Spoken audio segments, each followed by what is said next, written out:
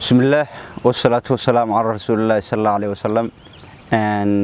TV برا TV oo uga barateen inuu idin soo gudbiyo xogaha ku saabsan cilmiga beeraha iyo la xiriirka dadka beeralayda ah. Wuxuu soo kordhiyay oo ku soo daray barnaamijyadiisii barnaamij ah wareysiyo oo taxana noqon doona oo xilli walba aad ka heli doontiin oo leedin ku soo gudbinayo xogaha dadkii beeraha la xiriiray oo dadkii cilmiga beeraha lahaay dadkii oo tradition ka hayo beeraha ku dhex jiray iyo dadka beeraha daneeya oo jecel inay dadka beerahaas la xiriira ay la macaamilaan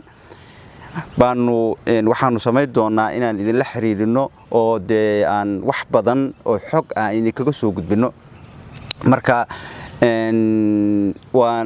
xogtaas waxaan doonaynaa marka inaan la socodsiino wareysiyadaas waxa ku xogi doona doodo aan ka qaban doono oo dadka cilmiga beeraha lagu qaban doono. waxa kale ku xogi doona warbixino aan ka diyaarin doono cilmiga beeraha iyo cilmi baarisyo researchyo aan ku sameyn doono beeraha iyo dadka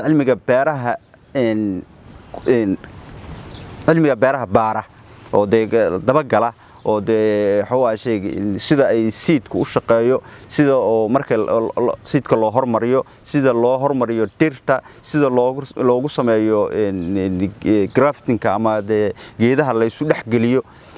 waxaan kaga soo sameyn doonaa barnaamijyo doodo warbixino iyo wareysiyada oo ayagu ah kuwa ugu soo hormari doona oo iminkaba bilownay.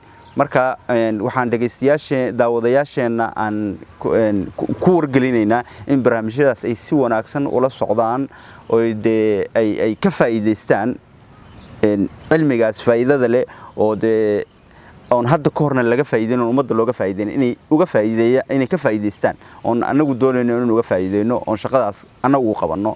marka intaas bayaan dadka ogeysiinaynaa ku xiran Beeraha TV oo daawadayaasheena on leenahay aad baad ugu mahadsantihiin dulqaadkiina iyo wanaagiina aad nala barbar taagantihiin.